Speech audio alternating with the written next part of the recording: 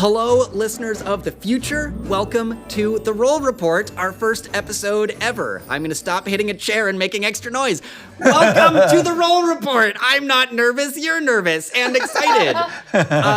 Thank you all so much for being with us. This is at the moment, very much a labor of love. We're all here to have fun and play D&D and hopefully entertain people who might listen to this at some point. My name is Colin. I am the DM, and I use he and they pronouns. And let's go that way. Oh, hello. As you can see, I'm this way. My name is Fenner. I'm also extraordinarily well dressed. Just wanted to get that out of the way. I mean, always. Yeah. It's the most important thing of a podcast is to be well dressed. Yeah, I was always told I had a face for radio. Just kidding. Anyway, that sequitur. My name is Fenner, and I use they, them pronouns. And that's probably enough. Yeah, we're going to meet your PCs in a minute, so don't say who they are. My name is Kaya, and I use they, her pronouns. And I don't have clever things to say at the moment. How dare you? Great. The voice for radio. Yes. This is Ben. I'm very pleased to be here with you all, and I use he, him pronouns, but for the purposes of this, since, spoiler alert, my character is from the Fae, I will also be adding Fae, them pronouns for the purposes of this event. Hey. Amazing. Right, yeah, when we get to there, I'm pretty sure I know what your character's pronouns are, but let me know so I don't mess it up later. Yeah. That's introductions. Let's do the thing. Our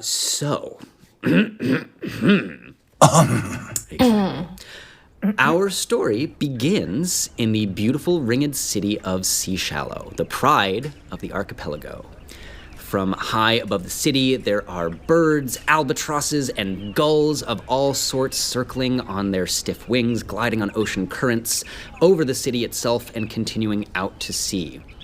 Very faintly in the distance, we can see lines of clouds indicating some of the far-flung islands and some of your homes, perhaps. The city itself, when viewed from above, from the air, presents as concentric rings, each one bursting with life and color and magic, and all the more so of recently. The entire circumference of the city is essentially one immense dock, with ships constantly coming and going under the watchful eyes of the council guard, and the even keener ones of rival smuggling guilds. The sea unites and connects the world and its many sentient species, and so too does it connect the rings of the city. Small watercraft, skiffs, and canoes, and dinghies, and gondolas race to and fro among the canals that serve as streets. Larger waterways and boulevards cut through in labyrinthine patterns that only those born to the city can navigate with any sort of certainty. The many buildings and canals of the city crackle and hum with magic, from the many great spells at work in and around the Collegium of Mages, to the clockwork and madcap inventions of the artificers of the Second Ring, the illusory greeters outside magical shops, to the constant ebb and flow of water magic moving through the canals. Of late, the very air buzzes with potential and power, for the first wizard tourney in a century looms on the horizon, rapidly approaching. Small wizard duels break out frequently in the streets, despite the best efforts of the council guard and the warning of the Collegium's archmages. In the inner ring, the center of the city, lies the Grand Temple, a space built to honor all of the gods in all their forms. A grand colonnade of marble and magic surrounding the perfectly circular stone at the heart of it all, open to the sky and the sea, home to the holy folk serving the gods, and an immense library rivaled only by the Collegium of Mages. A truly awe-inspiring place. And very much not where we're starting. Oh. On the northern arc of the inner ring is the home of government, both that of the city and of the fledgling All-Island Alliance, or AYA, an attempt to bring the entire archipelago to the negotiating table in matters of trade and governance. In a rather drab and uninteresting building full of identical units, in a small and cramped apartment we find our first character. Kaya, would you like to describe and name your character? My character is Rivulet Starfish, and she is a water genasi, and she is the 7th daughter of the king of Atlantis. All of her other sisters are somewhat terrible, and she has convinced her family that it's a great thing for her to go on this adventure and see an amazing show full of wizards, for her educational purposes, of course. Very educational. Yeah. Very, very educational. Well, on this particular day, it's very early in the morning. Your small apartment, like many, in fact, every single other one in this building, there's sort of a small bedroom and a little bathroom and a small loft tucked away above a combination living, meeting, working space. And shortly after dawn, where is Rivulet? Shortly after dawn, Rivulet is next to the waterways in that area, and she is looking at the fish and asking them what's going on, like getting the dirt on the town, because she doesn't really know anything about these land lubbers. Does Rivulet have like any physical characteristics or anything notable about her? Her hair is made out of water. Amazing. Yeah. As you sit there, the canals are, even at this hour where you are, sort of full of water taxis and people moving about. There are some vast barges full of like fresh fruit and produce. There's a few fish. And I think you get to talk to them, don't you? I do. You totally do. Yeah, so there, a couple of them like pause and kind of like look up at you and bloop, bloop, because I don't think they can talk back. But they're there and they're sort of giving you, the general vibe is sort of that they're a little, on edge. The city's like buzzing. A lot of people are there, more people than usual, and it's kind of fucking up their vibe in the canals when all they want to do is just like chill and eat the refuse that people throw in. And after you've been here for a little while, you hear a familiar voice behind you. And it's sort of this like deeper voice, if I can do it, just going, Rivulet, where I was not supposed to run away. I instantly cast Fog Cloud. The water in the canal just like rises up to meet your magical command and immediately poofs out into this 20-foot sphere of fog around you.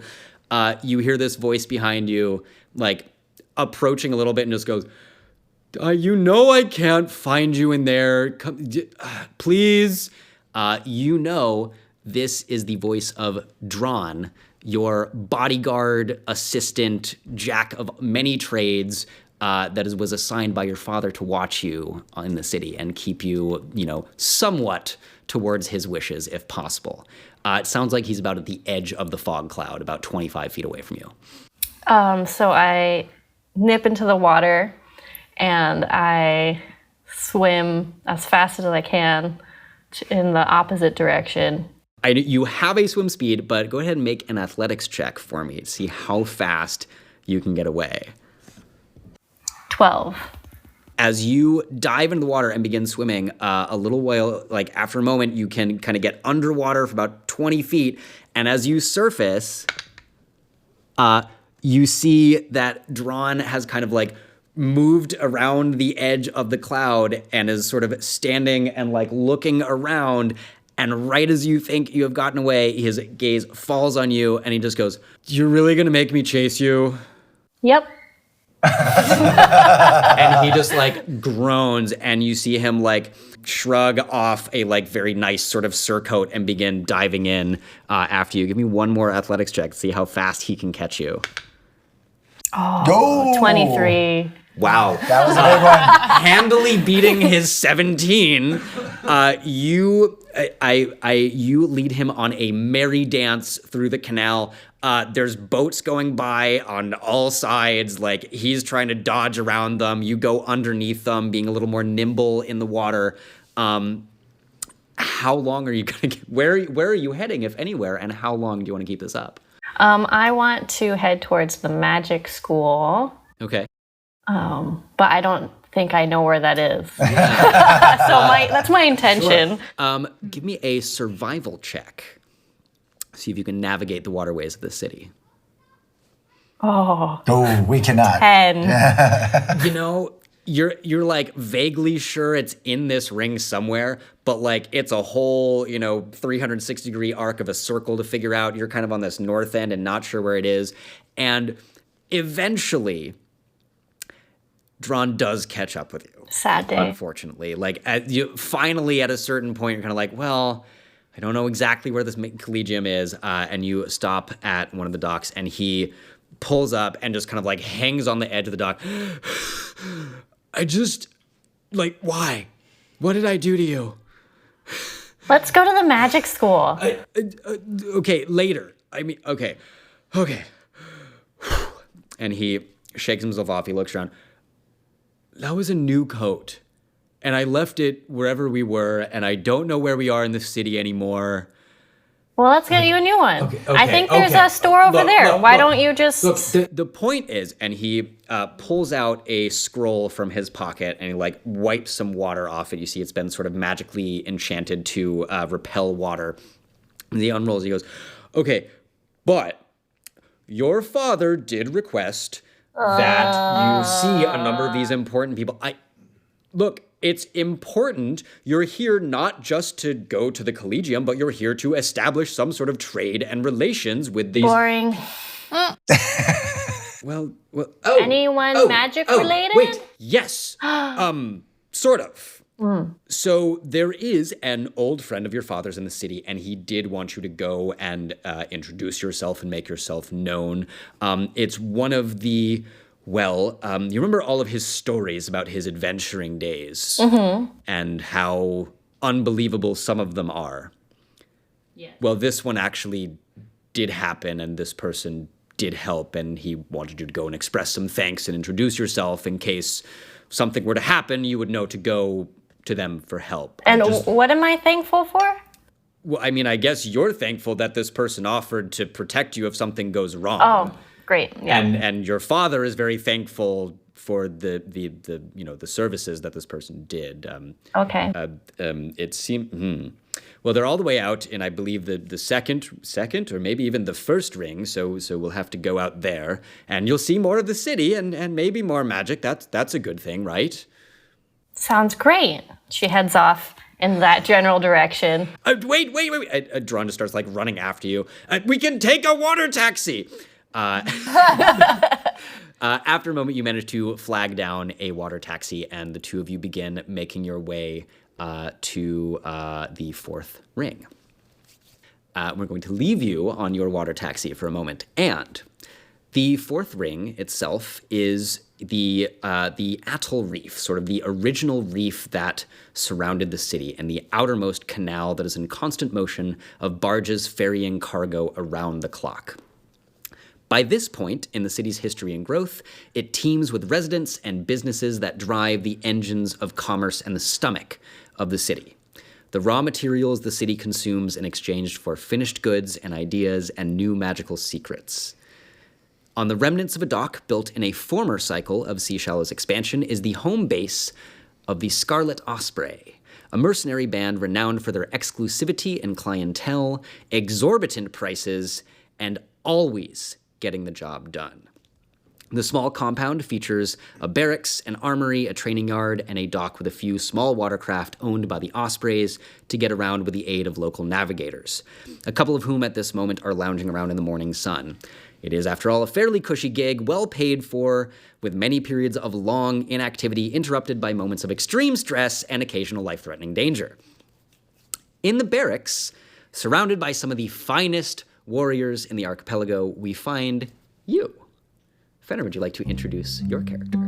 Oh yeah, Galen. Galen is he's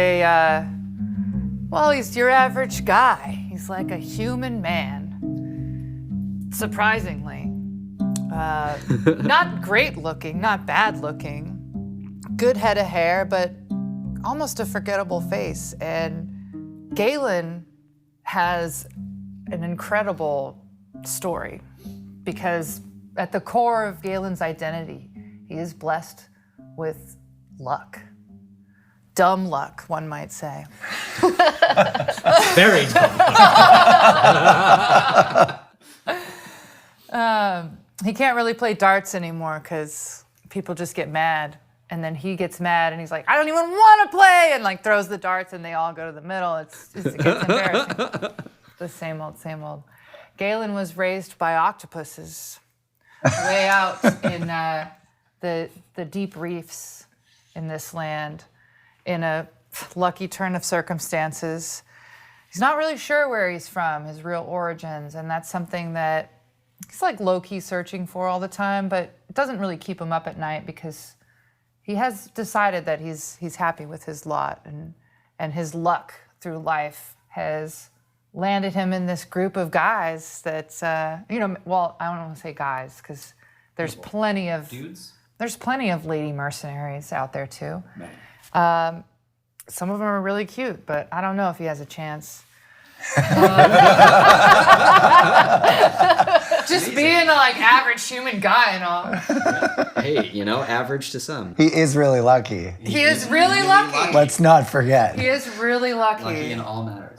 Yeah. Well, so where are you early in the morning? Now, Galen, you do know that morning training starts fairly soon, and someone's going to be yelling to start that. Are you like already awake and ready, like out on the yard, ready to rock? Oh, yeah. Sleeping into the last minute? Oh, no, I'm up. I like to get up really early because I really just like to see the sensation of the sun coming up over the water or going down under the water. That's just something that feels really ritualistically important to me as as a paladin. Yeah. I like my rituals. And so I've already been up and ready. I do my own little stretches before because people laugh at me if they catch me doing my own personal exercises, The two navigators are kind of just like hanging out over by the dock, do give you like a second look, but by now they're kind of used to it. And like one of them just goes like, "Hey, you doing those stretches again?" Yeah. They resemble, the Tai Chi that you might see in the park, little arm circles and things. Oh yeah, I holler back. I'm like, you know it, Brad. Brad like stands up and tries to like move along with you, and then like just can't quite get the motions right. This is hard. What do you do this for?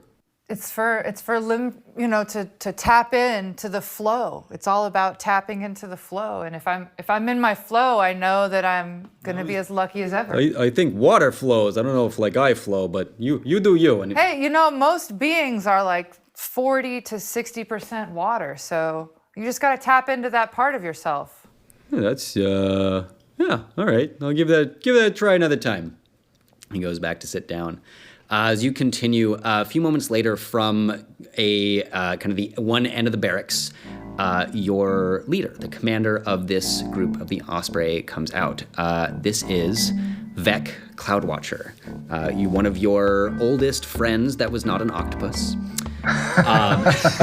She is an 8 foot tall Goliath, already in like plate mail, a massive warhammer and shield, and this really notable sort of like belt that is like somewhere between like wrestling championship belt and like a tiny bit smaller. But she wanders over and just goes, Galen, up early. Just like always, Vec. What'd you expect? Maybe today is day when land a hit, And she begins like putting her shield on her arm, taking her hammer out, and getting ready into a sparring position. She goes, same rule, 3 try, hit Vec, and squares up behind her shield. All right. Okay, Vec. Galen, go ahead and take 3 attacks. A little early morning spar. Good to get the blood moving. So I roll the... Yes, that'd be the D20 plus your scimitar, which is a +6. Do you want the beautiful wooden board of rolling? Yeah. The most mellifluous and beautiful sound. So you just add 6 to whatever you roll. Yeah. I'm a noob. Oh, yeah! Huge one. 25. What did I say? 25. What does it look like when you land a blow? Oh! It's kind of funny because it's like right on her tit.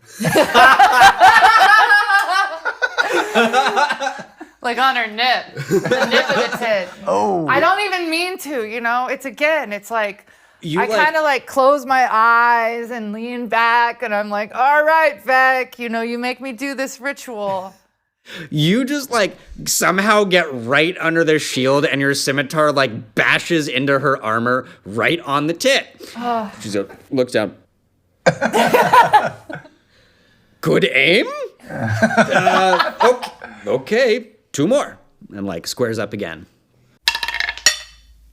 Okay. Plus that 7, one. 12. You keep your eyes open this time, and you kind of get your scimitar over and come back in. She just like without even looking, just moves the shield and blocks it. Not telegraph blow. You're right. Sneak. You're always right. Not Sneak. always. Okay, all right. Mostly. Fine. Never, no absolutes ever. Attack number 3. Not mine. No! Oh, it's a Mediocre. 10. 16. With a 16, you The little on her hair? almost, as you just like get one final blow on the backswing, she ducks neatly under it. As the braid that hangs down to her waist flips up, you cut a tiny piece of hair off. Teeny, And like she 3 stands little up hairs. and just, Vec like that hair.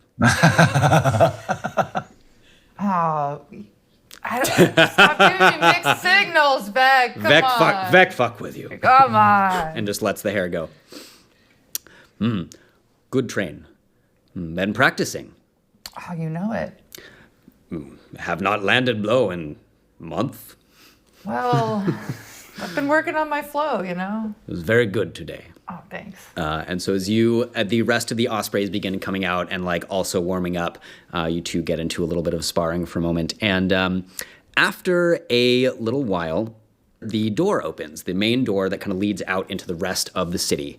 And you see two new figures approach. One, you see a water genasi with a beautiful watery hair and a very short Triton, so another sort of tall, shorter aquatic person with a huge sword on their back and like a scroll in their hand, busily going, okay, so here we are. This looks like the building. Oh, it's kind of gross. Don't touch anything or sit down. And Rivulet, you also, as you walk in, you see this large sort of open training ground. There are a number of people exchanging blows with various weapons and shields. You immediately notice there is a massively tall woman with a huge long braid sparring with a very average-looking human man. Maybe one of the first humans you've seen, although there's been others in the city. And Vec notices this and holds up a hand to stop, and the two of you walk over, and she nods and goes, welcome to Osprey. Who are you? And Rivulet waits to be introduced as May I present the Lady Princess Rivulet Starfish, 7th daughter of the King of the Undersea. Both of you make an insight check. 20. 20 plus whatever your modifier is. 3. That's insight? Insight, yes. Oh, I have a +1, so 4. That's a 19. 19. Yeah. 19. Galen, you're like not One of really, us is not really highly paying insightful. attention. You're just kind of like, who the fuck are these people? What are they doing here? What's going on? I'm letting Vec take care of it. Yeah. Rivulet, you notice, because I think you're watching for this, as soon as Drawn says the King of the Undersea, Vec's eyes just go wide. And with a 19, it is recognition and not necessarily pleasant at that. But she nods and she bows very slightly and elbows Galen a little bit. Wow. Just bow, Oh, sorry. polite, Yeah. and straightens up. Welcome, princess. Thank you. Yes, you see, Miss Vec, the princess is here on behalf of her father to And he sort of like does the, I do believe that you have offered your protection for me. Vec has, and she like looks down at Drawn. Vec think, Drawn and Vec talk. Galen. Yeah. Take princess, show city. All right. Wonderful. Drawn just starts going, but and Vec just like grabs him around the neck and goes, have fun, no trouble. Can I get some money to take her around? She reaches into a pocket and hands you 10 gold pieces. Thank you. Not spend all at once. Ah, of And she course. just corrals Drawn and starts heading out. And the two of you proceed out into the fourth ring. And from there, we're going to zoom out farther to the sea surrounding the city, several leagues away. On a crystalline blue sea, a tall ship approaches from the west, sailing into the rising sun as it sparkles on the water. 3 tall masts jut forth from the deck, graceful lines built for cutting through the ocean waves with ease, an acre of canvas spread out on the yardarms to catch the morning wind. This is the Heart of the Isles, the vessel that has been carrying the final member of our heroic trio towards Seashallow for the last several weeks. Ben, would you like to describe your character? Well, the character as he currently appears as he currently appears, I suppose, yes. is an old salty sailor called Yorick with tattered yet formerly regal-looking clothes and several tattoos and lots of star damage across the visible parts of his skin. And where are you this morning? Where is Yorick, knowing that today is going to be your first visit to a city of any actual size? I am standing on the prow of the ship, looking intently at the massive buildings of Seashallow, feeling somewhat overwhelmed and nervous, yet also deep sense of excitement and awe at the beauty of the sparkling buildings and the shining seas. Yeah, around you are the constant motion of the docks as you get closer and closer, ships coming and going, fast-moving cutters in the turquoise of the council moving around, and yeah, these, the centermost buildings rise high above the city skyline, and you can see them and the sunlight glimmering off them from where you are, and it is. Yeah, it's a beautiful, nice morning.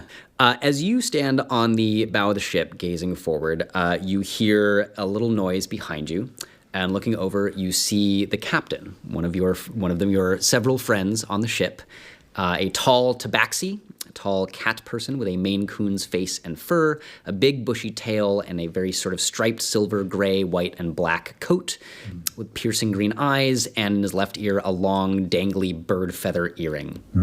He has, to your knowledge, he has at least 2 swords and 2 daggers that are visible. Not always sure, and in the last weeks and months, and indeed, I believe 2 years, if I'm remembering rightly, you've known that his paws move fast enough it's almost hard for anyone, even those who have been with him on the crew for a long time, to spot more knives as they appear, spot him lifting coins from someone's purse, all of these things. But he stands behind you and goes, "Morning. Good morning there, Captain. Ain't no need for formalities. How you doing today?" Well, I'm doing well. I'm quite excited about this little adventure we're going to go on into the city. Aye. First city you been in, though? It is indeed, as you know, the first time I'll have been in this massive city at the center of our world. Now, Yorick, I'm quite fond of you, but folks in the city might not take kindly to some of your tricks. Well, I shall certainly endeavor to be as careful as possible.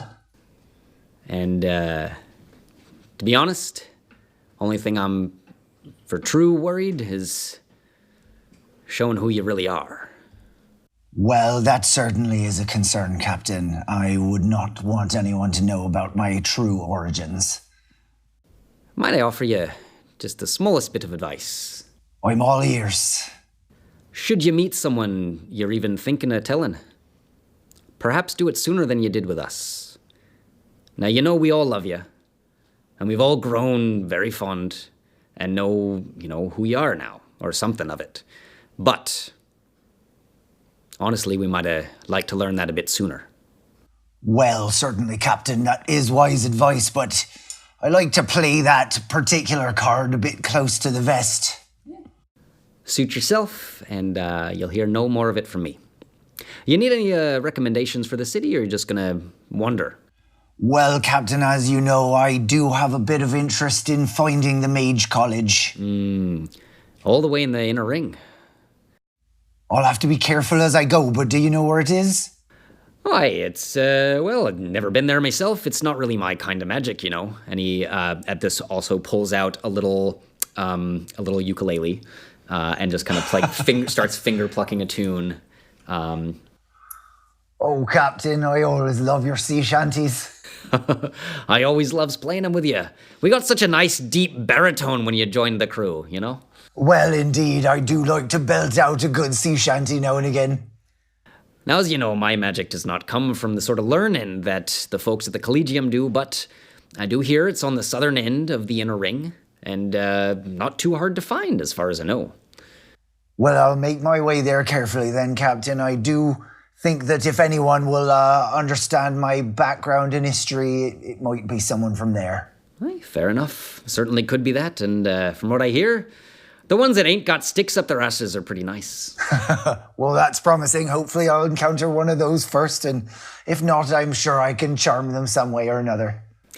You certainly can. You're very good at it. Indeed. And I like to think we gave you a little bit of expertise along the way. Indeed. Well, if charm doesn't work with this crew, then fuckery always certainly has. So I'll keep that answer in my back pocket, as you well know. That's our way.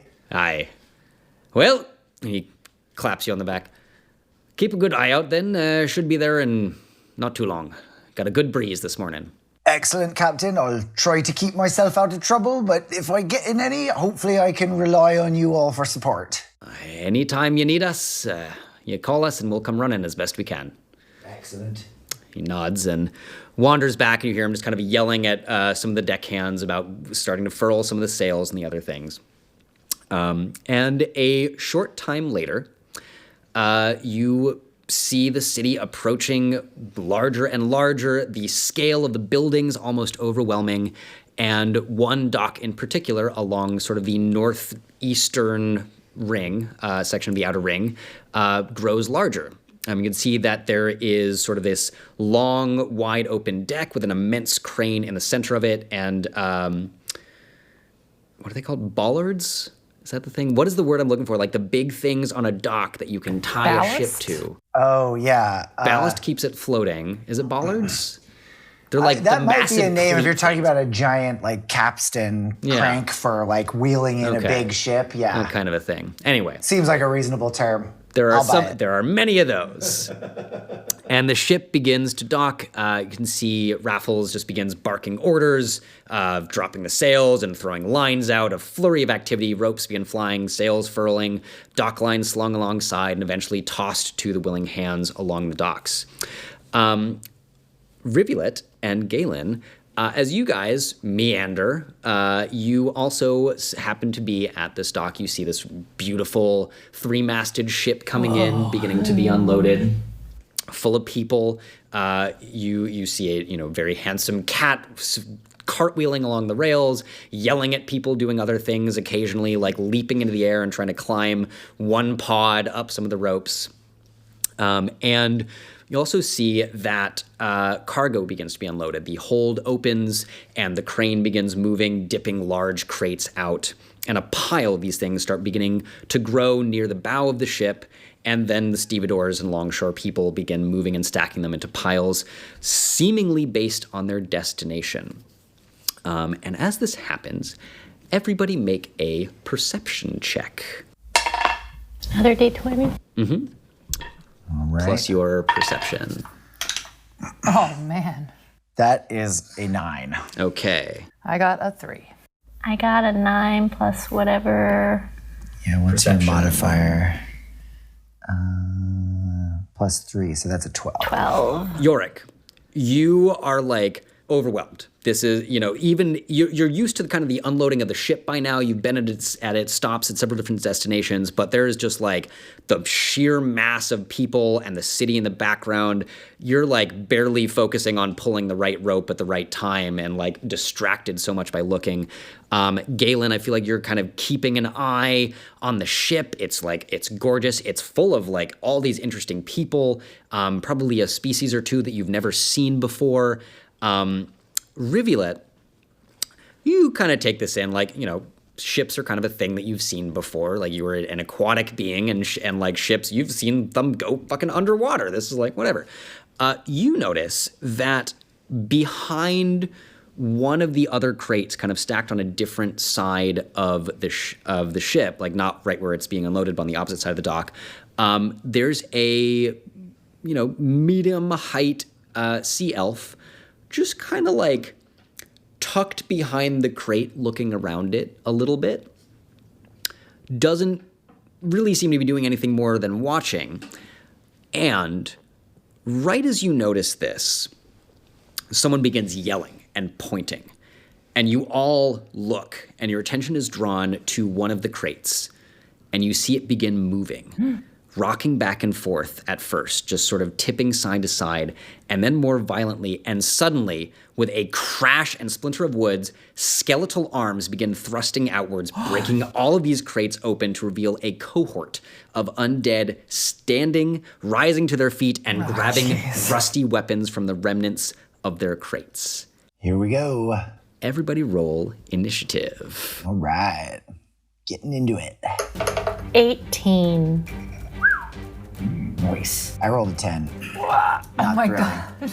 I rolled a 7. I'm having such bad luck. It's probably good. It can't last. Exactly. Yeah, I'm getting it out of the way in the beginning. And you did hit your boss in the boob. So Yeah, you we got that going started for with you. a nice high. I mean, that was a real high. Like, Right. that was really good. Exactly. I'm still Let's- thinking about let's that. remember That's why what I'm matters distracted. here. I keep Yeah. thinking about my boss's tit. I'm like, oh my God. Galen's a romantic. I mean, amazing. Okay, sorry. Okay, so we got an 18 for Rivulet, a 7 for Galen, a 10 for Yorick, 21 for the strange elf that you notice, and then a 14 for the one, and a almighty 7.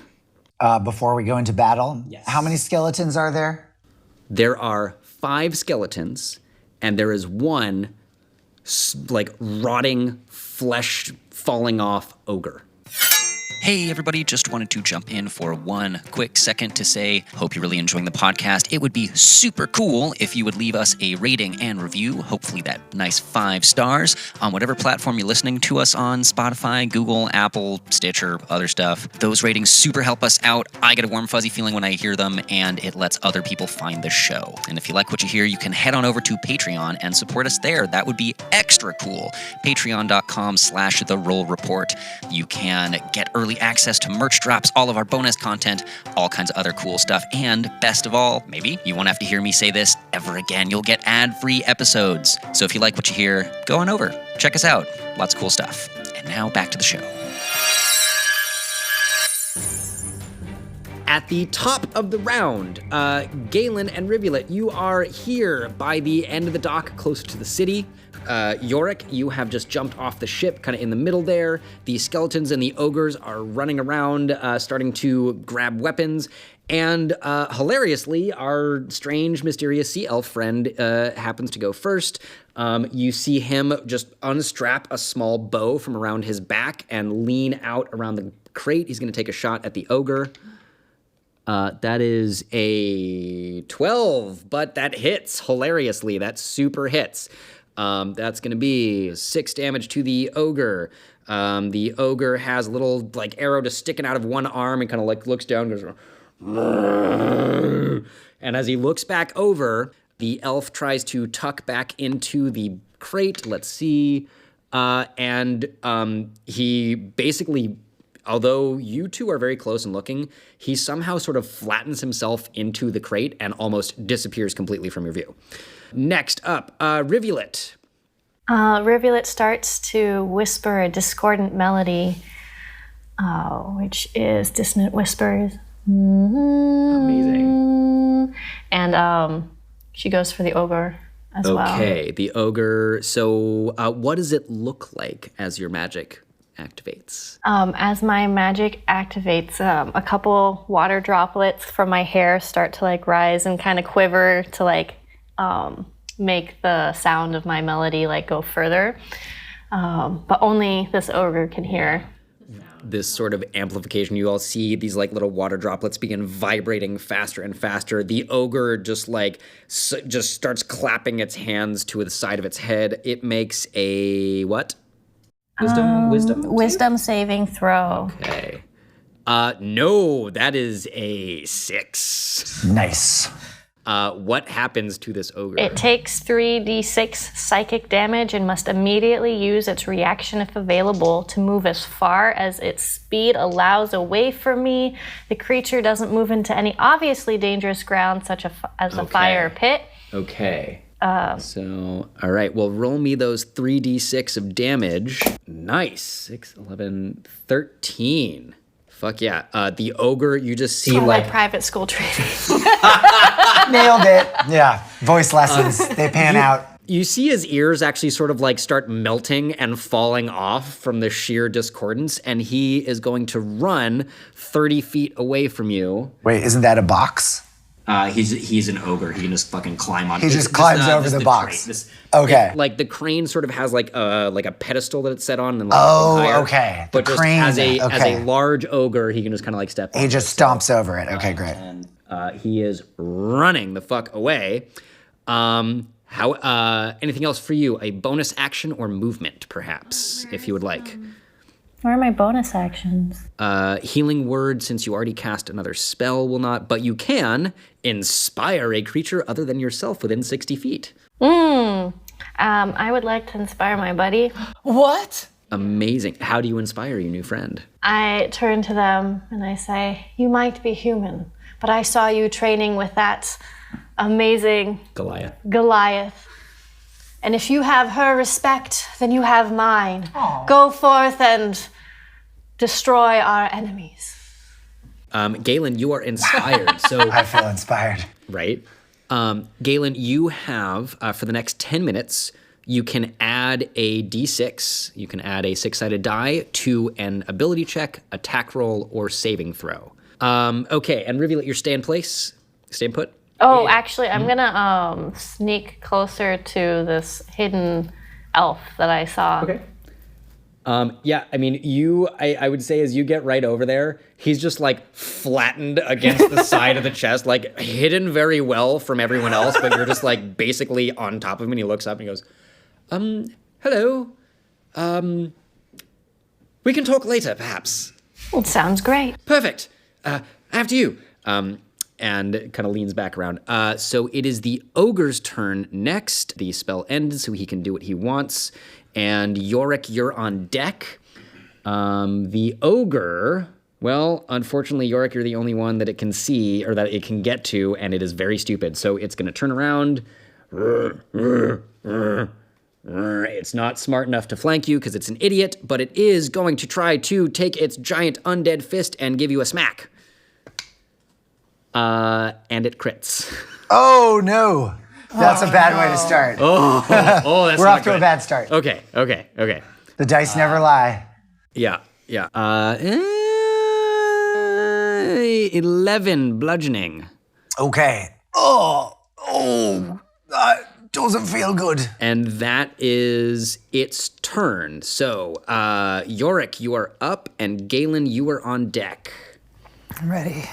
Okay, how far is the ship from the dock? The ship is, at this point, it's kind of been pulled in, so it's maybe like 5 feet behind you. Okay. Yeah, it's right there. So if I disengage from melee, he'll get an opportunity? If you use the disengage action, he wouldn't. if you just like straight up kind of turn around and start trying to climb up on the ship, he would. Okay, I will use my action to disengage and get back on the ship. Okay. And then I will use my bonus action to say, Captain, remember how you said you might be willing to offer me some support while we're here? I think I could use that now. That ogre walloped me and it hurts. Amazing. So you want to use like your full movement to get back there? Yeah, let's get far away from this ogre. So I'm going to say, you takes like 10 feet of movement to get like all the way up and onto the ship, and then you can go like 20 back, but you are like safely on the ship at this point. And Raffles kind of like is up in the rigging somewhere, like looking at everything from up there, and he goes, "Oh, fuck, mate. This looks like fun. We picked the right day to come to Seashallow." Well, it may have looked fun for you, Captain, but it's smart for me. So, I know you're a fierce fighter. Maybe you could give us a little hand with these. Well, you and these folk on the shore seem to have it handled, but I'll see what I can do. Galen. Yeah. That is to you, and you have your bardic inspiration. Perfect time. I was just nibbling on a little piece of sausage in my... that I keep on me all the time. Always. Galen When always I get has nervous, snacks. I get hungry. Okay. What would you like to do? You have, you have all of your things, and you have a bardic inspiration, should you wish to use it. But wait, bardic inspiration? Oh yeah, that's what. Yeah. So like if you try to hit someone and miss, you could use that and add it, that sort of thing. Yeah. Can I do a thunderous smite? Is that accessible to me here? Yeah. So What if I prepared it? amazing.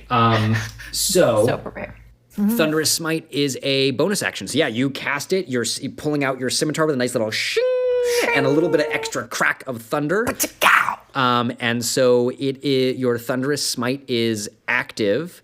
So that means, the next time you hit with a melee attack, it will ring with thunder and deal extra damage. So that was just your bonus action. You have your movement and your action. Oh, well, do I all was these thinking I things. would just run up on that ogre and say, it's time. 30, Is it too far? 35. The ogre is 40 feet from you. So it is just a little bit out of your reach. You could get to either of these two skeletons very easily. Yeah, maybe I'll just try to kill a skeleton. Okay. I feel like I should do something, These guys, I don't mind murdering them because they're already dead. Pretty much. Me. Let's take the one closer to me. This one. Okay, that is rolling up on him, and the skeleton just kind of like turns its head. You see it has this like rusty sword. It's just slowly. And go ahead and make your attack. Oh my gosh. I got 5 and 6. Okay, so And then 11. initiative plus 4. It's We have your 15. scimitar, so it's plus 6. Oh, plus 6. Okay, so we got 17. That will super hit that skeleton. So Good, lucky. See, felt lucky. which one is that? That is C. You just like run up behind this guy, sword flashing, and just lace into it. Roll me some damage. So you get a D6 from the scimitar, and then 2 more of those from the thunderous smite. And if it's still alive, it's going to make a saving throw and see if it doesn't get pushed away from So you. I get 3 6s. Yes. Right. Oh, come on, buddy. Wow. 3 6s plus 4, if that helps.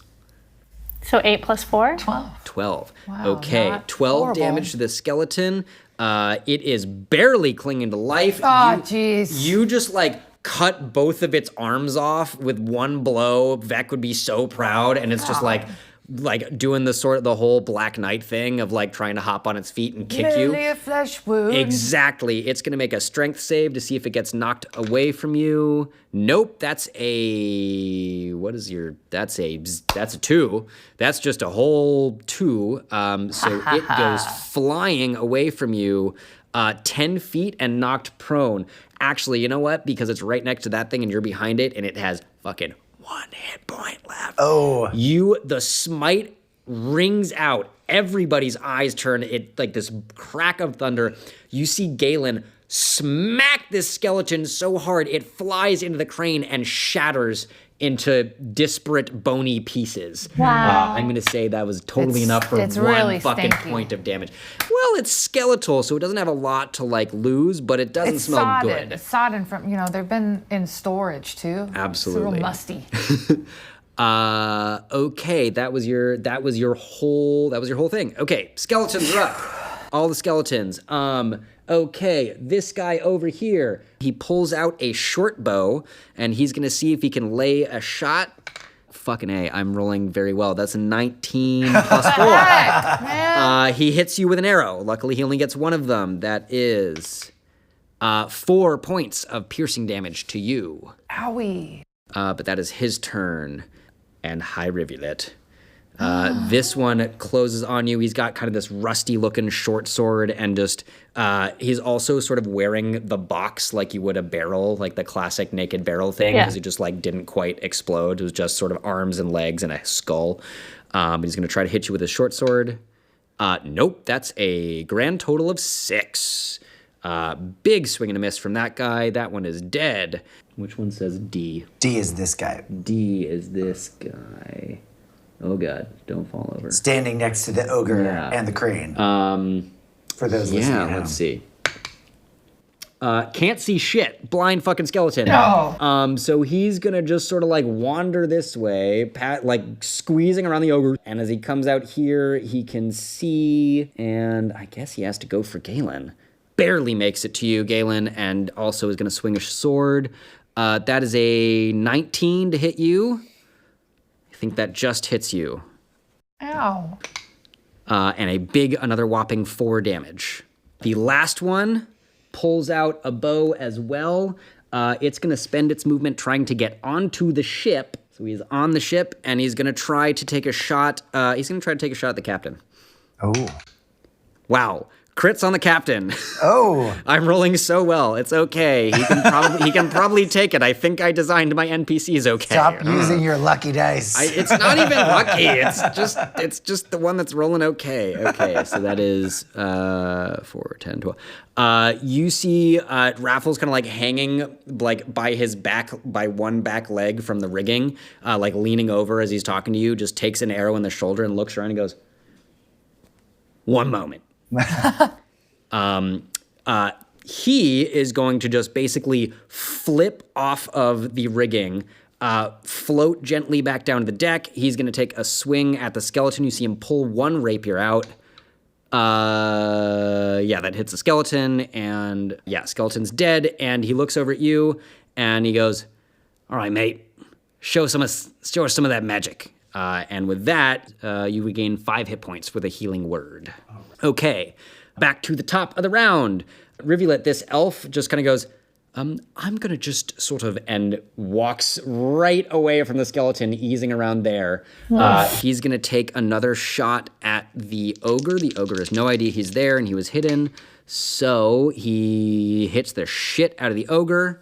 And he gets, whoa, big roll for him. 18 more damage to the ogre. You see just like leans out, hits the ogre sort of right in the face. The ogre turns around, one arrow just like where an eye socket should be. And begins kind of clomping back towards you. And the elf just goes, "Oh shit, sorry, gotta go." And you see him just take off. He just like flattens himself against the crate, not particularly well. Rivulet, back to you, and then the ogre. So there's this one skeleton right next to you. I'm really wanting my personal space. I don't like that this skeleton's up in my business, so I'm just gonna do the same thing again. Sing a dissonant melody. You see behind you, like one shop back in the boardwalk, just like the owner leaning goes, "Please stop singing!" Like pulls back in, slams the door shut. Okay, wisdom save for the skeleton. The skeleton gets a nat 20. The skeleton is What does it do if he passes the save? On a successful save, the target takes half as much damage and doesn't have to move away. Okay, roll your psychic damage. He's going to take half. You see that, like, the note sort of just echoes around his skull and then kind of, like, dissipates. 9. So he is going to take 4 from that. So he did not move, but you still have a bonus action of your inspiration if you would like, and or you can just, like, run. He will try to hit you if you run, but he might miss. And that's under actions? No. So you have your bonus action There we go. still. And I you have can your be a starry form and an archer. Is that correct?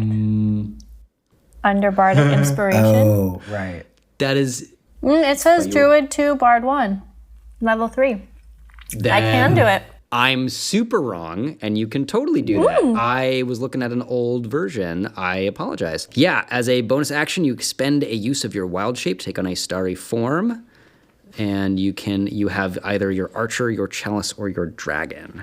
What does it look like when Rivulet assumes her starry form? Her entire body goes dark, and you can see stars like the galaxy, just illuminating from her body. And as she kind of like levels up these expands her power, these stars kind of like take over the darkness and illuminate outside of her body, and a range of light surrounds her. I love it. That sounds amazing. And which of these 3 can do damage or get them away from me? So your archer, if you use the archer, when you activate it, and as a bonus action, you can make a ranged spell attack hurling an arrow at a creature, dealing radiant damage. And dragon does... Dragon, Constellation of a Wise Dragon, appears on you when you make an intelligence or wisdom check or constitution save to maintain concentration. You cannot roll below a 10. I see. That's not going to be useful right now. Chalice heals you or other people whenever you cast another healing spell. I'll take the archer. Okay, and on this turn then, you can make an attack that targets one creature within 60 feet. Super hits. 21. Super hits, and that is a D8 plus 3 radiant damage.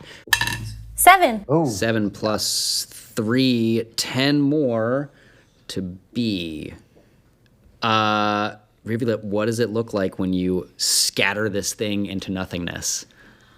So this like light expands from her body, and the archer constellation shoots out and like hits like these really intense beams of light hit this skeleton, and he just dissipates into a cloud. Amazing. Yeah. Yeah. The rest of you looking on, you see the elf kind of like look back over his shoulder and, this skeleton glows so brightly that your eyes can't even see it for a moment, and then a moment later it's gone, turned to radiant dust.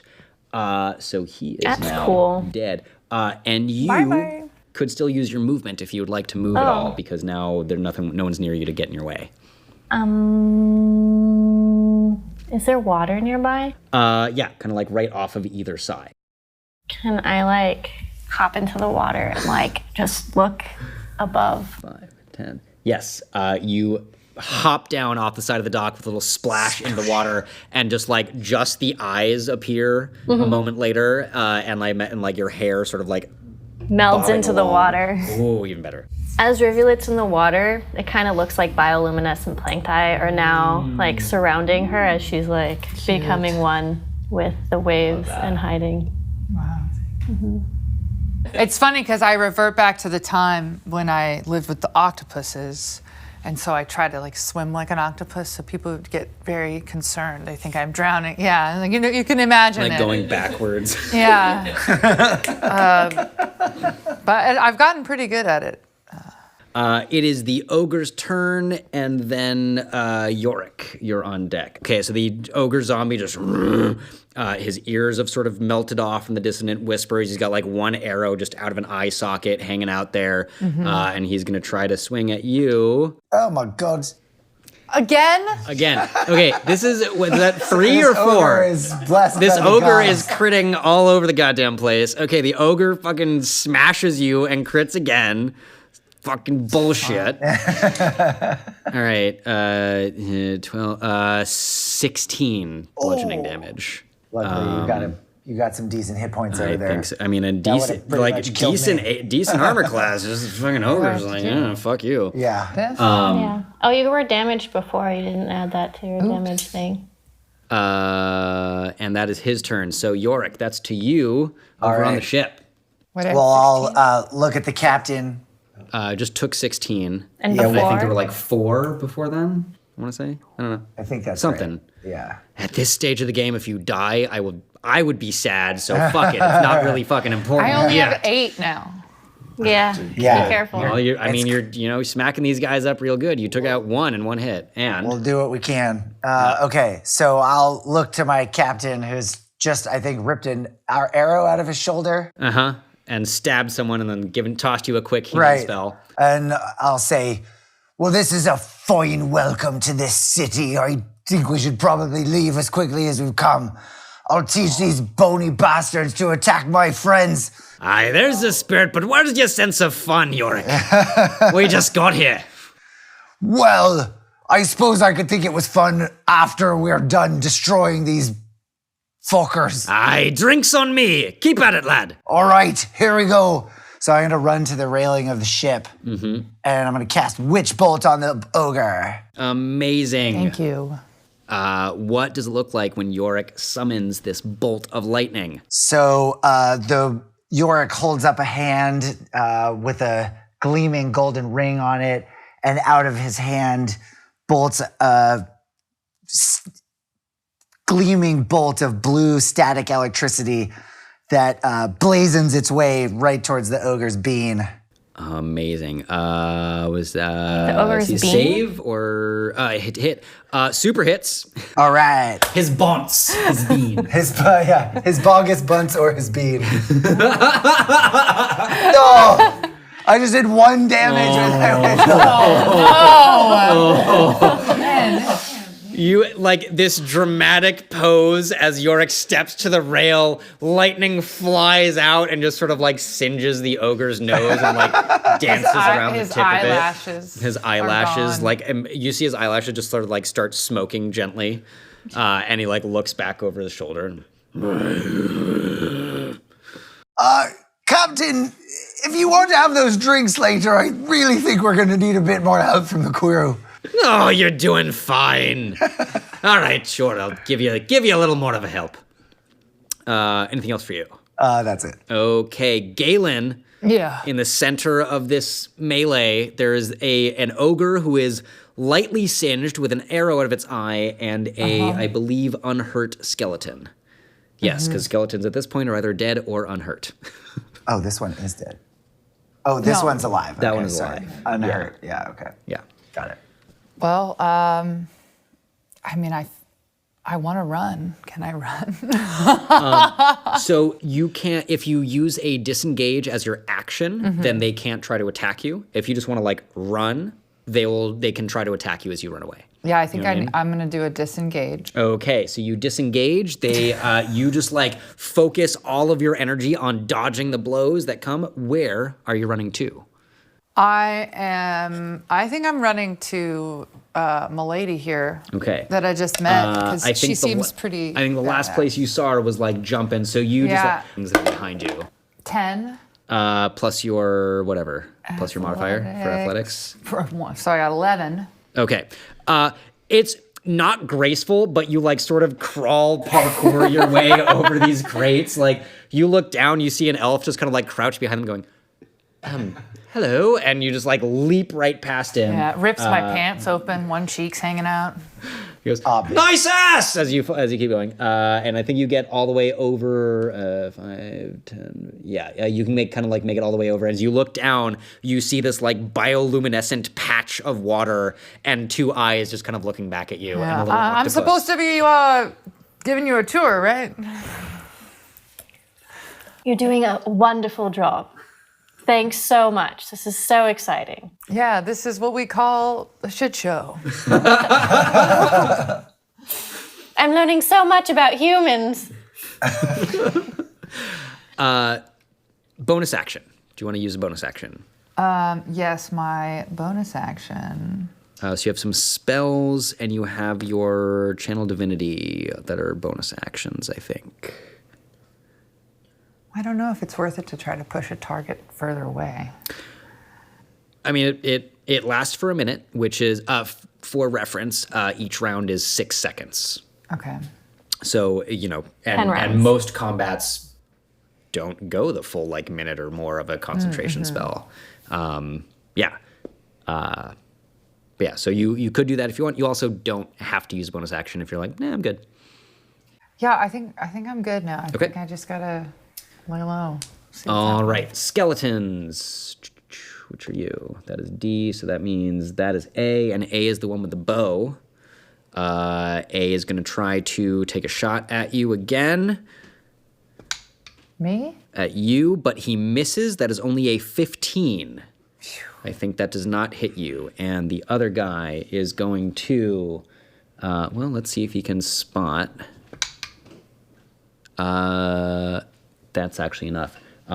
You see this guy start to follow you, stand up on the crate, and exactly in the same way, just like you see the skull tip and look down. From your vantage, you see this elf just go, oh shit. And the skeleton just swings down this rusty short sword, super hits, Oh no. and does 6 points of damage to the elf. The elf does not look great after that, but he's still all right. At the end of the skeleton's turn, does he? No, he can't do that. You know what? The 20. captain. So yeah, if you have any healing spells for Fenner. No, go for it. The captain kind of just wanders over to the rail next to you, and you see him just kind of very casually lean on it, rest his chin in his hand, and he just sort of makes a little gesture. And you see this sort of cube of glowing purple light expand out over the dock and settle gently on, well, he's going to get the elf too, so that's fine. On the 2 remaining skeletons, the ogre and the elf. So let's resolve that in order. The elf passes. The elf, for a moment, you all see him sort of outlined in this glowing purple light, and then it fades. The ogre, -2. The ogre gets a -1 on his save. The Crit ogre fail. just starts glowing purple. And the 2 skeletons, they have slightly better dexterity. Skeleton A fails. Skeleton D also, no, he passes. Okay, so as this spell resolves, the elf and this skeleton glow for a moment, and then it fades. The ogre and the skeleton over there with the bow continue to glow. And he goes, that's what you call fairy fire, but I assume you've seen that. It's a beautiful sight for me, Captain. Oh, I thought it might be a little taste of home for you. And he then just kind of keeps leaning on the rail, and he gives you a little wave to you, Rivulet, and goes, good luck, mate. And can I hear this commentary about fairy stuff? Yeah, I mean, Captain's pretty loud. Yeah. And there's there's some noise from the battle on the dock, so he's being heard over it. Yes, I would say you hear that. Yeah. Okay, so also for you guys, the ogre and that skeleton are glowing, and you have advantage on your attacks against them. That is the end of the round. Back to the top, the elf. He's going to bonus action disengage. He just goes, nope, I don't think so. And he just scoots right all the way back. He climbs onto the box, and he's going to take aim at the skeleton with the bow, who is glowing, so he has advantage. Super hits, and that means he gets this 7 And 3 is 10. Yeah. Just fucking blast the skeleton. 1, you see him just like stand on this box, take a moment to aim, let an arrow go, and it just goes through the skeleton's head, the sort of classic like in one ear and out the other. The skeleton was like trying to look back where he was, and that one drops. And he just kind of like gives a little wave from there and goes, if someone could get those other 2, I'm really not, don't want to get hit again, please. That is his turn. Rivulet, that is you. And I would say it would take you like 5 feet of movement to like get out of the water back onto the dock, being an aquatic creature and like the dock isn't too far up. I don't know if I'm too interested in getting Fair close enough. to these. I guess like just like kind of to see them and like really aim what you're doing. And so in your archer form, you have your bonus action attack and whatever else you want to be doing as well.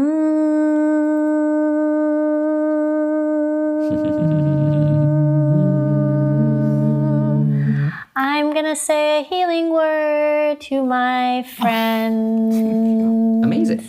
And Bliut. Just gonna throw in some Hebrew in there. And what? Bliut. It's Bliut. Bliut. It's Bliut. house. That's not even close. It's good. A for effort. Bliut. Bliut. Health. Bliut. Yeah. At first, Oh, what level? second, obviously. I think healing word. You can cast it first or second. Oh, second. All right. So, and then that, 2d4 plus 3. So, yeah, Did you roll it? She rolled 1. Oh, I get 3. That was 1d4. You get 2d4. Oh. Yes. So 5, another 2. 7. 7 points back to you. You feel really? this word that you do not understand fills you with vitality and life.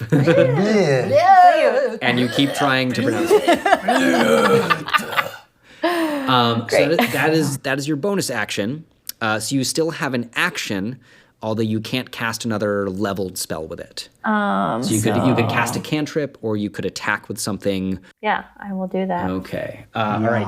Rivulet climbs back out, still in your starry form, and you can get to like the ogre or skeleton. Ogre. All right. So you can go right there within 10 feet. And what does your poison spray look like? So it's my eyes that are already like they're bright with light, but they start to form with like the void and darkness of ink, and then just like from my eyes, they spray Amazing. poison. Yeah. The elf on top of the thing just goes, holy shit! Okay, he's gonna take the ogre is gonna make a Constitution save, and the ogre's pretty beefy, but here's hoping I roll like shit. Here's a 12. That is an 11, which I think fails. Does that fail? What is your spell DC? All the way up at the top of the spells, there's like modifier and attack and DC. Constitution 13. Yeah, it fails. Yes. Super fails. 3. All right, 3 poison damage. Is it poisoned as well? Does it get the It's poison poison condition? spray. Yeah, it has Okay. Well, so it takes poison damage, but there is also there's like the poisoned condition. If you were like stabbed with a poisoned blade or something, that then gives you disadvantage on it things. doesn't look like so it it just takes creates a poison status damage. effect. Bummer. I know. Oh, Our damage rolls are so low, but we know will what? triumph in the end. I am so sorry. What? As you do this, the ogre just sneezes and nothing happens. Oh, resistant to poison. It is immune to poison. You had no idea. I knew I wanted to stay and do nothing. Honestly, I kind of forgot that. Okay. So that is Should have just stayed in bed, Yeah. aka the ocean. Yep. The ogre just goes, and you see it looks like it just sneezes again, and this like hunk of weird like brain matter and maggots like fall out of its nose. And it's gonna, you're there, it's gonna walk over to you and swing its big meaty ogre fist. Really not pleased. That is a 17. I think that hits. Yeah. Okay, 17. Ouch. And a good roll. That is 13 bludgeoning damage to you, Rivulet. I knew I didn't want to do anything. But that is his turn. He can only do the one thing. And he's still glowing. Yorick. Okay, so the captain spell gives us advantage to hit. Yes, Fairy Fire gives you advantage to hit on this. No, that guy's dead. That guy's dead. So just on the ogre now. Just on the ogre. But you have advantage on the ogre, and the other skeleton's just like hanging out. Okay, well, I, inspired by the attacks of all of these brave strangers and the captain, will raise my hand and say, "Strike true." And I will cast another Witch Bolt, which I don't have to roll to hit because I already hit it once. It does the thing. Mm-hmm. So I'm rolling a d12. Come on, baby. That is a 9. Okay, I'll take it. Yeah. Do you see the lightning that was connected his nose to your hand like glows brighter? Another pulse goes down, fries some of his face off, and like the ears continue melting, sloughing off onto his shoulders. The ogre's starting to look pretty fucked up. It's losing some flesh, losing some bones. Like it's looking gross and smelling worse. All right, Captain, that's how we do it. Let's take this thing down. Oh, I mean, you're doing such a fucking good job yourself, mate. He's still just like leaning on the railing casually. Bonus action or movement? Are you happy where you are? I will stay where I am. Okay. Galen. Back to you. I'm ready. You're there. So you feel a little better. Looking behind you, you can see that the ogre is like marched up to your new friend, and there is one more skeleton just like kind of hanging out, looking like an idiot behind the blocks or behind the crates. Yeah, I think I'm gonna go for the skeleton. Okay. To take him off. All right. You turn around, charge back into the fray, leaping over the crates to swing down into the skeleton. Do I have to run up to him? Can I just throw my javelin at him? Oh, you could totally throw your javelin. Yeah, you want to stay From back far here? away. I just feel like it's better to stick back here, you know? If you move, you're going to move like a little closer, or else you have disadvantage on the attack because it's a little out of range. That's fine. That's Great. fine. Yes, Yeah. you're 20 feet from him. Yeah, huck that javelin. I huck it. So that's the Huck the D20 then, yeah? Yes. 14. 14 already hits. Yeah. 14, and then I'm going to say you can use your dexterity for that. It's bullshit that it's a strength-based weapon. Fucking shenanigans, don't at me, I don't care. Same as your scimitar, D6 plus 4. Oh, you're going to make... Because I think when you throw it, I think it's not strength-based. I think that's bullshit. Okay. Anyway. Oh, 6. All right, 6 plus 4. 10. To the skeleton, to the last skeleton. Where's the right thing? There's the right thing. It looks, you hurl this javelin, it just like strikes part of the spine and like neatly severs it. Skeleton like drops onto its rib cage and then starts trying to like move itself towards you on its arms. It is very badly hurt, but it is not dead yet. Oh, man. You still have some movement and a bonus action if you would like. You've got about 20 feet of movement if you want to run somewhere, and your bonus actions. So could I do a searing smite at the guy? The way that spell would work right now, it's a melee attack, so it would need to be your sword. You could cast it, and it would basically stay active until next turn, and then as soon as you hit someone, the spell would go off. Oh, okay. So I can't attack again. No, not yet. Then my extra action... I'm sorry, I don't quite understand the bonus action. That's okay. What I'm able to choose from. So, best way to phrase this, I don't know. Right now, you have a number of spells that you can cast as a bonus action. Right, and those are in that little tab. You can also use your Channel Divinity, which is sort of activating like your Paladin magic, your Divine magic. The spells, the Smite, Searing Smite, and Thunderous Smite, those you can cast, and then the next time you hit, they take effect. Oh, so I should have cast it before. Well, and also they're melee spells. So you have to you could cast it, run up and hit something, and then you would get that smite. Yes. Oh, but since I used the javelin. Since you use the javelin, nothing would change. Because the smites do specifically say next time you hit someone with a melee weapon. Okay. And I mean, your javelin you could hold and stab someone with, and then it would do that. But And melee weapon is a hand weapon. yeah, a sword. It's just not from range. Close combat. Yeah. Okay. So the other, you also have like, you have a couple other spells that work in the same way. Your Divine Favor is one of them. You cast it as a bonus action, and then you concentrate on it, and until the spell ends, you get an extra little bump to your damage that's radiant. But I would have had to cast that before and use the. Yeah. Okay. So right now in this moment you've already attacked. You can still do one of those things, and the other thing I'll point your attention to is Shield of Faith. That is a bonus action, and it gives you or someone else +2 to their armor. So for you that would bump you up to 20. For the others it would bump up a little bit. But you can. So that's the thing. In this moment. If you did a smite, it would take place next turn. You could still Shield of Faith yourself or Rivulet, since Rivulet's like right up in the ogre's face if you wanted. Yeah, that's what I'm thinking. Okay. I want to do a Shield of Faith. Great. For Rivulet. Amazing. Nice. What does your magic look like? What does Galen's magic look like as you surround your new friend with a Shield of Faith? It looks pretty weird. It's kind of just me like going, hey ho ho hey ho ho ho hey ho ho, and like some barnacles kind of fly out from like my stuff. Like where did they come from? Behind my ears. And I'm like stomping. It's almost like a haka dance, you know, stomping. I heard that. And shouting, and then I like do a little puff. It doesn't really Amazing. look like anything. No, it I think sounds like things. more sounds, and like a few of Yeah. these barnacles just like fly over and like latch onto your hair, Rivulet, and just like start bobbing there happily, and like the octopus reach out, grabs one, and eats it. And I'm like, hey, is that my uncle? So Rivulet, your AC is now 15. Where do I, what?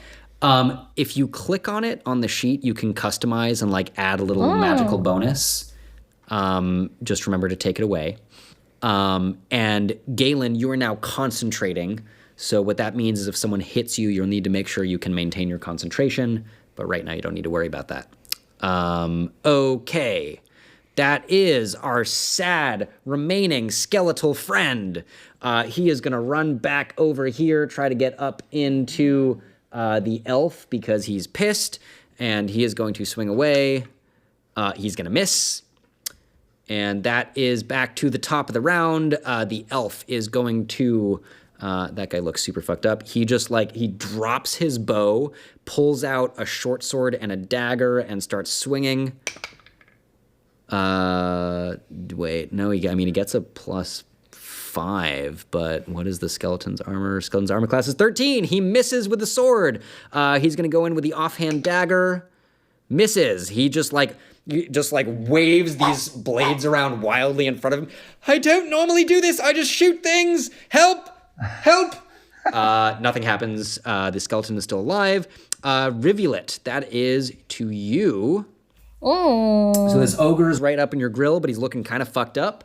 And there's a badly wounded skeleton close, and everything else is kind of done. I'm going to do some more dissonant whispering because I don't like him being so close. Amazing. How dissonant is it? Just how dissonant? Do I need? What am I rolling? 20. Roll a performance check. Ooh. So D20. Yeah. Okay. And for you, a plus. It's a 20. It is dirty 20. So dissonant. Like the ogre, now you just see blobs of earwax and brain matter flowing out of his ears. He's gonna make that wisdom save. Nope. Wait, it's minus. Yeah, no, that's a 12. He fails. All right, here we go. Take this thing out.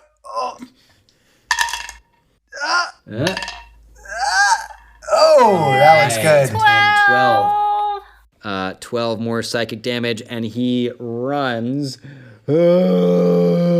Just smashes through a crate by stepping into it. And I think he stops at the water because he cannot swim and he doesn't go into something totally dangerous.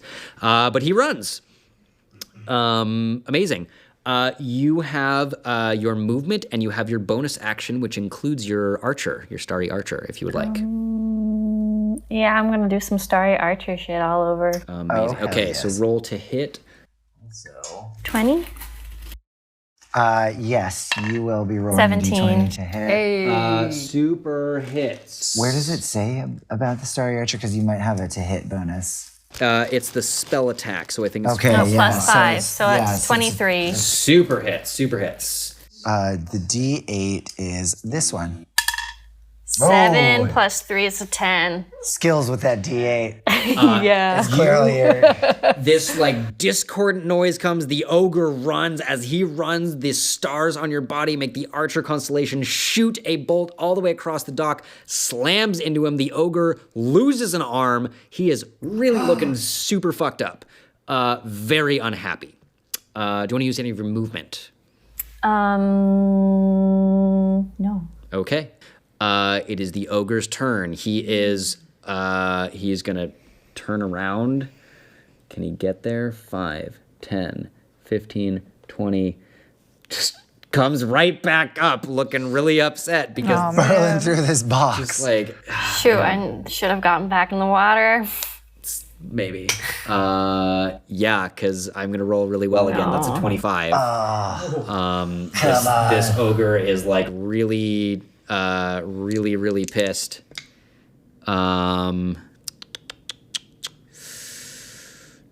12 more bludgeoning to you, Rivulet. Oh no. We're at below I'm at 0. below 0. Rivulet, you guys see as the ogre charges back in, lifts up an arm, smashes it down. Rivulet falls unconscious. No. Hey, you are still alive. Everything is okay. You will make death saves on your turn unless someone heals you before then. Galen, relevant point for you. So I don't need to do death saves now? No. Okay. You have your lay on hands pool. Yeah, So that's what I'm getting. great, cool. gonna be a Just tight making one. sure that I remember. Amazing. It's got to begin That is dramatically, otherwise, that what is are we all doing The here? ogre turned towards you, Galen, and like takes one step closer, just ignoring your friend on the ground now. But Yorick. All right.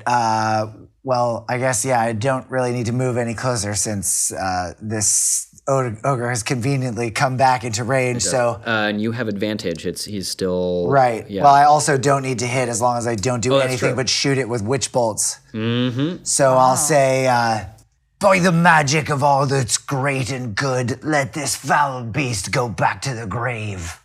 Oh, that was a nice curse, mate. You've been working. Come on. We gotta. Tragic. This fucking Three ogre glorious flings to damage. life as you send another pulse of electricity, and its eyelashes fry a little bit more. Oh gosh. Still alive. How much life could this thing have? It's a big fucking ogre It's a zombie. big, burly- Honestly, it yeah. kind of starts with an absurd amount of hit points. Right. Anything else? I will jump over the railing and stand in front of Rivulet's unconscious body. All right, bold choices. Yeah, Galen, you see this elderly human-looking man like hop off the boat with, I would say, maybe a little bit of an unexpected spring, and like plot themselves right in front of your fallen friend. And Galen, that is your turn. Well, can I use my lay hands on pool now, or is that only something Yeah, at the end? no, you can use that whenever you want. It's an action. But yeah, you can use that, and you can give as many of those 15 hit points to people as you want. But that would be my only action. I wouldn't be able to attack the ogre. You would not. Okay, but I think I have to. Well, I was charged with showing this I think person that's the the thing. city What would Galen do? Would Galen heal this person right away, or would Galen try to like kill the ogre and then heal the person? No, I think I got to heal this person right right. away because they were really instrumental earlier with some of those zombies, and Amazing. we Okay. need them back up. Sure. How much of your pool are you going to use? It refreshes each long rest. Yeah. Well, let's just give 7. All right, Rivulet, you, as like the ogre, a moment ago, the ogre was looming over you. The last thing you remember is this fist coming towards your face, and suddenly you wake up with Galen just sort of like here, giving a gentle hand. What does your lay on hands look like, Galen? I spit in my palms. And I rub them together until it's like really goopy, you know? And I put them on either side of your face. As you wake up and you look up into Galen's eyes, for a moment you could swear that like your long absent mother was holding your face again, and then you move a little bit and it feels just too slimy. We call that the octopus kiss.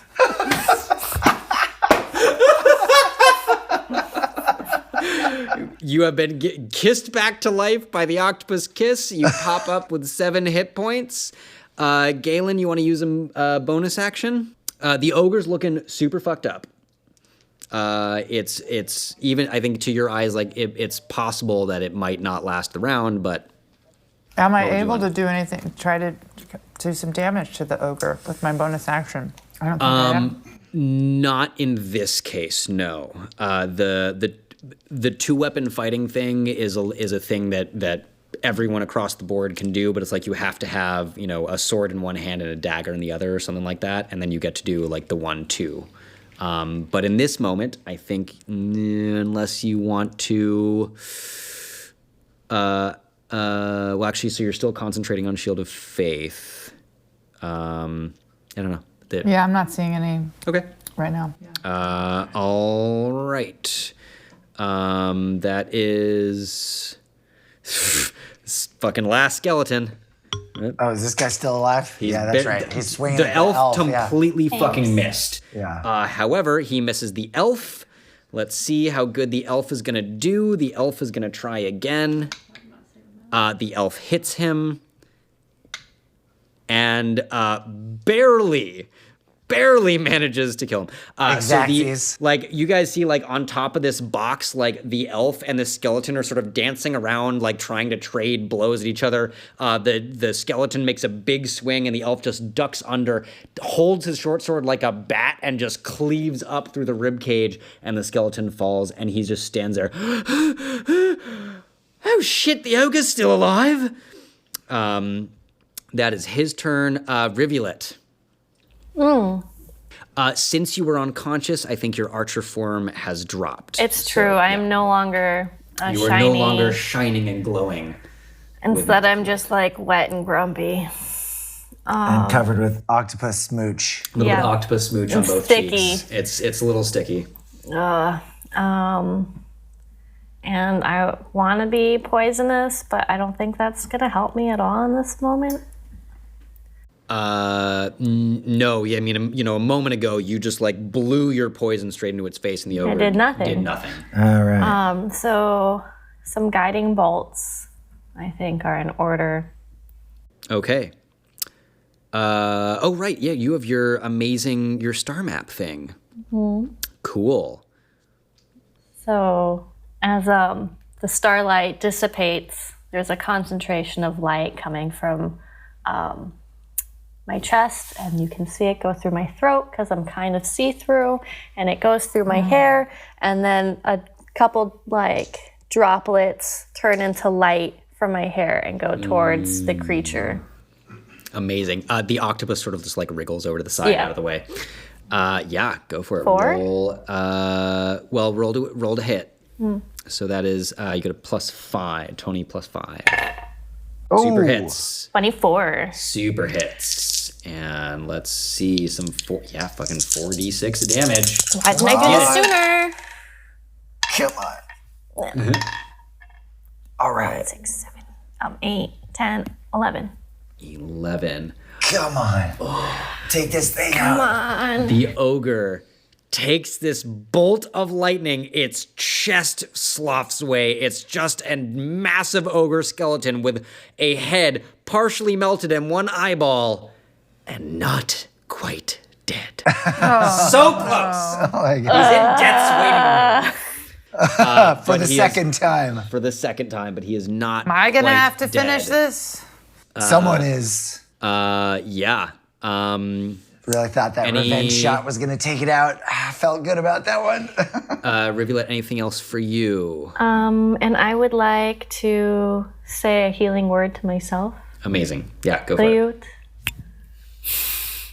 And that's what, a +5? D4 plus. Oh, a D4. 3. See, that's a Oh, 6. that's a D6. You're right. You right. 4. Okay. Oh, that was close. You know what? Okay, someone's probably going to yell at me about this on the internet because this is the internet, and I'm going to say that using your star map for the guiding bolt, you can totally do a healing word in the same turn, and I will look it up later. Okay, great. Yeah, so you know what? Don't at me. Don't. Go away. Leave me alone. Amazing. You heal yourself up a little bit and send this bolt out. The ogre is undead, very stupid, just going to try to take its last swing at Galen because you are in front of it. It does hit you. Oh, ouchie, owie. Ogre has the most incredible aim. It really, Despite the it fact doesn't that have a its great to hit bonus. Face I'm just rolling and really rib fucking cage well. are coming apart. That is 12 damage to What? you. And make a Constitution saving throw, please, to maintain your concentration. Okay, which one is that? It'll be a D20 and +2. 14. You're good. Although this hit rings your bell a little bit, you keep your concentration. The barnacles stay on Rivulet's head, and you keep that bonus. And But I still lost 12. yes. Dang it. So when you're concentrating on a spell like Shield of Faith or any of the ones that have a little C next to them, when something hits you, you're going to make a save to see if you keep concentration or lose it. Which is also why the little rings are so helpful because I forget half the time. Oh, cool. So no cheating if you're concentrating. You kill me. Even on accident cheating. Fair enough. Yorick. All right. I'm gonna look to the sky and say, by the sea in the sky, please let this end now. And let one more witch bolt rip from my fingers at the head of the ogre. Cannot roll I this need to dice. build little walls. I know, we need around walls this around tray this or thing. It something. sounds so good, but it's really awful. Come on. Oh, It's another 3. oh no. I gotta give up on this witch bolt action. Yorick. It had 2 hit points. Yes. You're just being economical about it. How do you kill this ogre? The breeze kicks up over the ocean and the bay, and white caps start to flutter, and everyone feels this calm go over the surrounded company as I call this energy from the ocean, and the final witch bolt rips from my fingertips.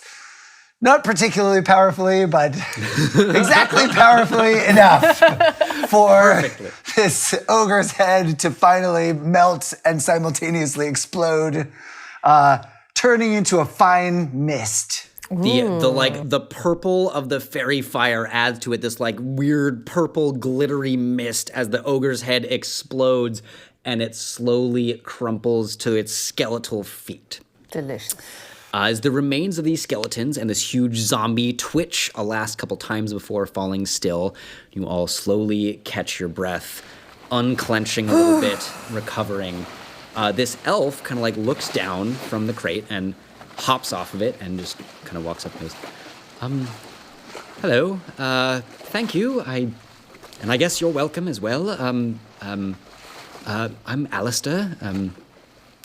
Who are all you? I don't believe I know any. Actually, let's see if he has any idea. Where's his? There we go. No. Who are you? What brings you to the city? Well, I'm Galen. Hi. It's a pleasure to meet you. Yeah, I've been out here working with the mercenaries. I just met these guys today. Oh, well, what a fortuitous coincidence then. It's a pleasure to meet you, Galen. Nice to meet you too. And Rivulet looks over to Galen to introduce her because she's not used to introducing herself. Oh, yeah, sorry. I'm sorry, man. That's my bad. This is Rivulet Starblossom. I mean, Starfish. She's the 7th daughter of Triton. The king of the... The king of the Atlantis. Yes. That's what I meant to say. Oh, he bows a little bit. Your Majesty, welcome to the city. I wasn't expecting to meet royalty today. When she does this, like, flourishing, like, curtsy and with some lights that go around her in a dramatic way. Lovely to meet you. Oh, And for some reason, Galen tries to, like, do the same thing. make a performance check, Galen. 18. Spot on imitation. You look over, this is like the kind of complicated formal curtsy that like your sisters fucking suck at, despite like etiquette masters and things. And you look over and Galen just perfectly replicates it. Like the angle of one finger is off, but like otherwise completely spot on. I raise my eyebrow and I'm like, impressed. I blush. I don't know how I did it. That was Lucky. Quite remarkable. It's a pleasure to meet you as well. And you, sir. Well, what a fine welcome this is to this city. I never expected to be greeted like this by zombies and skeletons. Still, nevertheless, good elf, I do appreciate your help, and you both as well. You fought valiantly. I saw it was a near thing. I frankly can't believe we're all survived at this point. Oh, me as well. I've never seen something like that. Well, welcome. I'm sorry, the city isn't usually like this. I was born and raised here. I think I can say that with... Well, it is a magical city. There's all sorts of things going on frequently, but we haven't had any sort of, necromancer in 2 months. Well, you see, I suppose I should say I happen to be here because, I've been investigating rumors that more undead creatures have been shipped to the city. This is the second incident that I have confirmed with my own eyes. I've heard rumors of one other, and it appears I was correct. Do you all know where these creatures came from? Where did this ship come from? Well, it's my ship. I think we just unloaded this crate, but we had no idea what was in it. Interesting. Excuse me. You see he begins going over to one of the broken crates and starts like turning over pieces of it. But as he does this, you all looking around, you're standing right on top of this ogre and some of the other things. You see the bits of the skeleton start twitching. Uh-oh. And again, and again. And then they start moving and rolling and sliding over and around each other and converging slowly on the base of the crane. A leg starts appearing out of the mass of bones and rotten zombie flesh, fused bones that seem to melt into each other to create a larger one, and then a second leg and a torso. Arms reach out from this body, and a head starts growing in a matter of moments. An immense undead thing of some sort looms over the crane, turning its empty eye sockets on you. It takes one step, lifting this huge arm over its head, and the sky begins to darken. And from nowhere, wind whips your hair into your faces, if you have hair in your current form, and a crack of thunder echoes around the dock. You hear this loud, guttural roar that I'm not going to try to replicate on a mic. Fine, there you go. And you look up, and Galen, you see Vec as you have never seen before. You see massive wings made out of electric energy and lightning sprouting from her back. Whoa. She's flying from the area behind you, lightning flashing on the corners of her eyes and sparkling off of her teeth. And she dive bombs into the skeleton. A massive bolt of lightning strikes it, and you hear the beast just let out, and she lands and hits it. Bam, bam, bam, bam, bam. 5 blows, her warhammer just a blur in the air as she laces into it faster than the eye can follow, and each one causing it to flare with divine magic and light. She lands in a crouch, just facing away from this weird undead beast, and unfurls to her full 8 feet as she just walks towards you. You see behind her this massive skeleton still standing, raises an arm, and then just begins crumbling into pieces. Bones falling every which way off the dock and into the water. The same shopkeeper leans out and goes, "That's water pollution, stop it!" and pulls back in the shop. And she doesn't look back at all. Who looks back at a zombie crawling to pieces behind you? And she approaches and stops before your group. Yorick, you see this massive 8-foot-tall Goliath, plate mail that just has she just flicks a little bit of ogre goo off of it, and otherwise it is immaculately polished and bright. This long braid reaching down to her waist, huge Goliath-sized warhammer that she's returning, and a shield on her arm. She looks at all of you. She looks back at the remains of the undead and just goes, "What in storms fucked everything happen?" And that's where we're going to end tonight. All right. Amazing. Thrilling. Welcome to the fucking city, guys. And we got the crew together. And and your first combat. Yeah, I think I did it. Yeah. No, hell yeah. Even though I'm just a wimpy little human man. Thanks for listening. Episode 1. Check back for episode 2 when we release it on the schedule that I absolutely know. Fenner, where can people find and follow you if they want to do that? Or do you want them to do that? I got a website Amazing. called fenneracts.com. Check it out. Oh yeah. Check out fenneracts.com. I got an Instagram that is KAYAMEYY. You can follow me there. All It's right. got some weird artsy clown character Fuck yeah. stuff. Follow Kaya for amazing weird clown artsy stuff. This is Ben. You can follow my other nerd content on Instagram at Ben_rogue. You will find all sorts of delightful Magic the Gathering and Warhammer 40k content if you want to go deeper into the nerd hole. Amazing. Dude, who doesn't want to go into your nerd hole?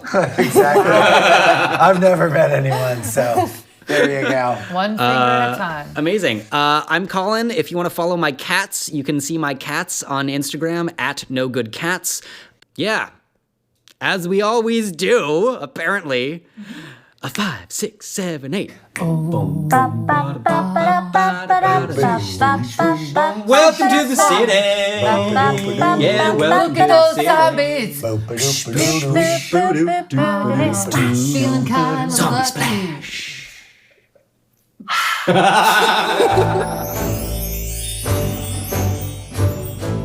We did it. That was it. That was campaign episode 1, and you listened. Thank you so much for listening to the show. It means a lot, and it would mean a lot if you would go follow us on social media. That'd be cool. We are at The Roll Report Cast on TikTok and Instagram, and if you want to, you can support us on Patreon. Patreon.com/The Roll Report. Thanks so much for listening. See you next week.